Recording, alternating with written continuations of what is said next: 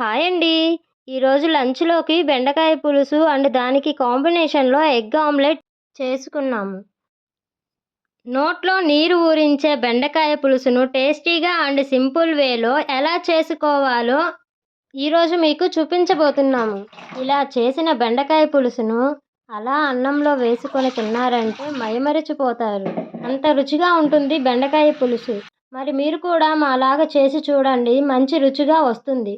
ముందుగా టమేటాలు, ఎర్రగడ్డలు బాగా కట్ చేసుకొని పక్కనైతే పెట్టుకోవాలి. తర్వాత మనకి కావాల్సినన్ని బెండకాయలైతే కట్ చేసుకోవాలి. మేమైతే ఎలా కట్ చేసుకున్నామో ఒకసారి చూసేయండి మీరు. కట్ చేసుకున్న తర్వాత స్టవ్ ఆన్ చేసి బాండులనైతే పెట్టుకోవాలి. తరువాత ఆయిల్ అయితే వేసుకోవాలి. ఈ పులుసుకి సరిపడగా ఆయిల్ వేసుకోవాలి. మా అక్క అయితే 3 గంటలు వేస్తుంది. ఆ ఆయిల్ కాస్త వేడెక్కాక ఆవాలు, జీలకర్ర, కరివేపాకు, మనం కోసుకున్న ఎర్రగడ్డలు ఇవన్నీ వేసుకొని ఒకసారి కలుపుకోవాలి.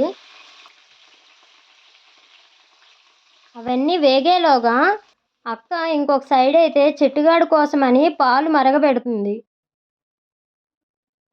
ఆ పాలు స్టవ్ మీద పెట్టేశాక ఇంకోసారి బాండట్లో ఉన్న ఎర్రగడ్డలను అయితే బాగా కలుపుకొని అవి వేగిపోయాయి దోరగా అన్న తర్వాత టమాటాలు, ఎర్రగడ్డలు అయితే వేసేస్తుంది. మరోసారి బాగా కలుపుకొని వాటికి సరిపడగా సాల్టు, పసుపు వేసి బాగా కలుపుకుంటుంది. చూడండి ఎలా వేగుతున్నాయో అవైతే. అలా కలుపుకోవాలి, లేదంటే అడుగు అంటుకుంటుంది. ఇప్పుడు వాటికి సరిపడగా చింతపండునైతే బాగా కడిగి ఒక సైడ్ అయితే నానబెట్టుకుంటుంది. నానబెట్టుకున్న చింతపండుని ఒక దగ్గర పెట్టేసి మరొకసారి ఆ బెండకాయలని అవైతే బాగా కలుపుతుంది. ఆ బెండకాయలు బాగా వేగిపోయాక కారం అయితే వేసేస్తుంది. ఆ కారం వేశాక ఒక 5-10 నిమిషాలు బాగా వేగిపోవాలి. చూడండి ఇలా అయితే వేగిపోయాక మనం నానపెట్టుకున్న చింతపండు రసంనైతే వేసేస్తుంది. అది వేశాక ఒకసారి కలుపుకొని ఉప్పు, కారం సరిపోయిందా లేదా అని ఒకసారి టేస్ట్ అయితే చూస్తుంది. అవన్నీ బాగా సరిపోయాయి.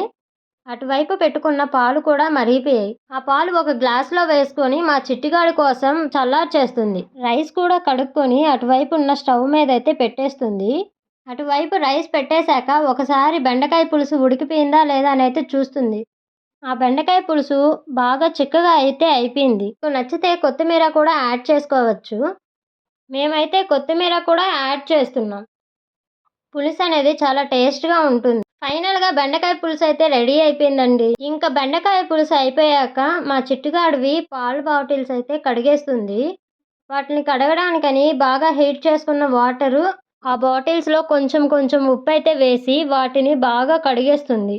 ఇలా వేడి నీళ్ళు, ఉప్పు వేసి బాగా కడుక్కుంటే పిల్లలకి ఇన్ఫెక్షన్ అనేది రాకుండా ఉంటుంది. మేము రోజుకి 2 టైమ్స్ అయితే కడుక్కుంటాము. మార్నింగ్ ఒకసారి, ఈవినింగ్ ఒకసారి బాగా కడిగి వాటిని అయితే బాగా ఆరబెట్టేస్తాము. అటువైపు అన్నం ఉడికేలోగా కోడిగుడ్డు ఆమ్లెట్ అయితే వేసేసుకోవడానికి ఎర్రగడ్డలు చిన్న చిన్నవిగా కట్ చేసుకుంటుంది.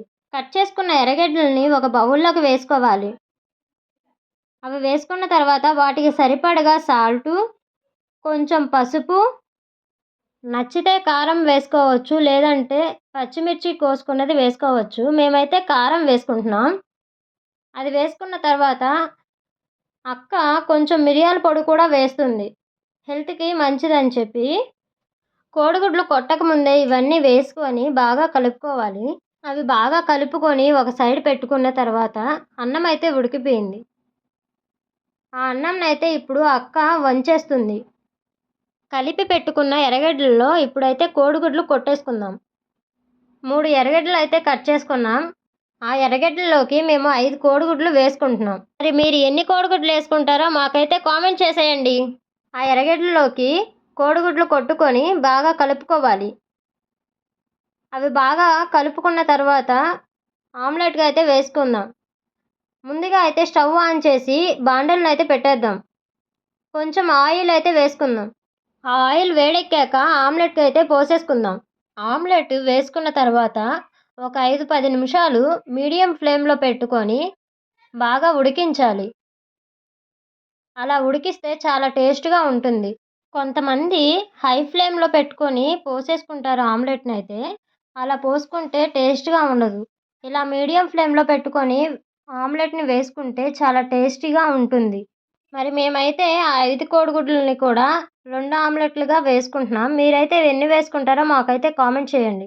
ఈరోజు మాకు లంచ్కి అయితే ఇవేనండి. రైసు, బెండకాయ పులుసు, దానికి కాంబినేషన్లో ఆమ్లెట్ అయితే వేసుకున్నాం. మా వీడియో నచ్చితే లైక్ చేసి సబ్స్క్రైబ్ చేసుకోండి. Okay, bye bye.